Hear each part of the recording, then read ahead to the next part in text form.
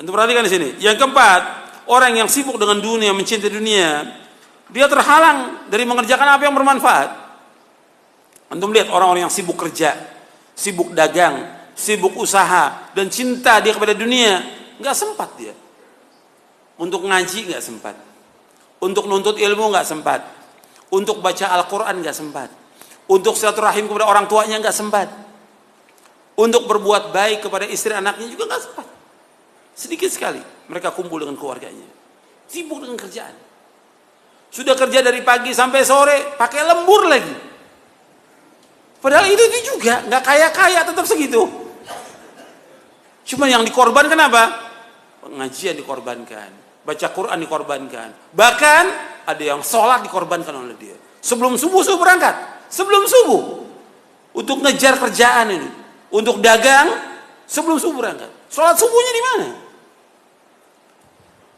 Kalau kita berangkat, umpamanya saya dari Bogor ya, ke Jakarta, sebelum subuh saya berangkat. Itu di tol ada musola, ribuan mobil yang lewat, paling cuma berapa orang yang mampir sholat. Itu bisa kelihatan. Apa yang dikejar oleh mereka? Yang dikejar apa? Padahal nggak seberapa, dunia seisinya nggak ada harganya sama sekali. Seandainya orang mendapatkan gaji 1 miliar, 1 miliar. Bukan 5 juta, bukan 10 juta. 1 miliar, gak ada artinya apa-apa. 1 miliar, gak ada artinya apa-apa. Atas 100 miliar dia punya uang, gak ada artinya apa-apa. Makanya kita jangan terpesona dengan orang-orang kaya. Kita ini kadang-kadang sibuk melihat orang kaya. Masya Allah, luar biasa. Gak ada artinya apa-apa. Makanya kita ini kalau sudah tahu tentang hakikat dunia, kita akan menghormati orang-orang yang berilmu. Kita menghormati orang-orang yang taat kepada Allah. Kita mencintai mereka, bukan menghormati orang-orang kaya. Orang kaya nggak ada arti apa-apa. Yang dilihat oleh Allah yang mulia itu bukan kekayaannya. Apa kata Allah? Inna akramakum indallahi atqakum. Sesungguhnya yang mulia di sisi Allah yang mana? Yang takwa apa yang banyak harta? Yang takwa.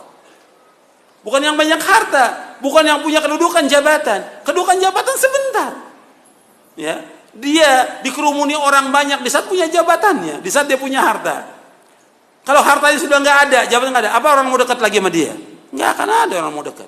Tapi orang yang berilmu, meskipun dia miskin, tetap datangi oleh orang.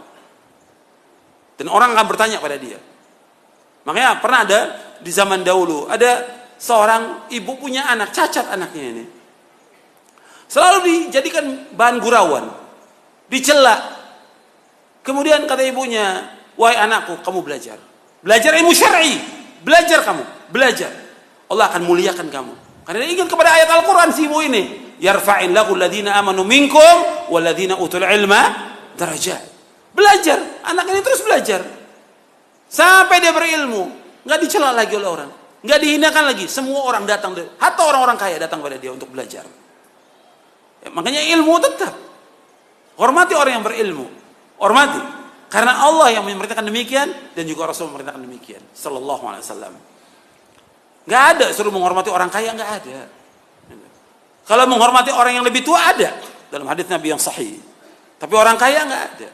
Tapi kalau kita lihat, ya orang hormatnya luar biasa. Sama ustadznya salam gak salam dia. La salam wala kalam. Sama orang kaya ketemu, masya Allah dipegang tangannya. Gimana Pak kabarnya? Baik. Apalagi kalau lihat mobil depan itu mobilnya bagus, masya Allah. Dikerubutin sama panitia.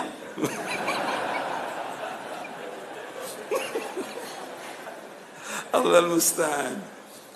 Jadi dilihat oleh manusia orang kaya. Orang kaya yang dilihat. Dan itu kenyataan semuanya. Hatta dalam pandangan sebagian ustadz juga ya. Yang dilihat orang kaya. Dalam Islam bukan orang kaya, orang yang bertakwa kepada Allah. Enggak ada nilainya orang kaya itu.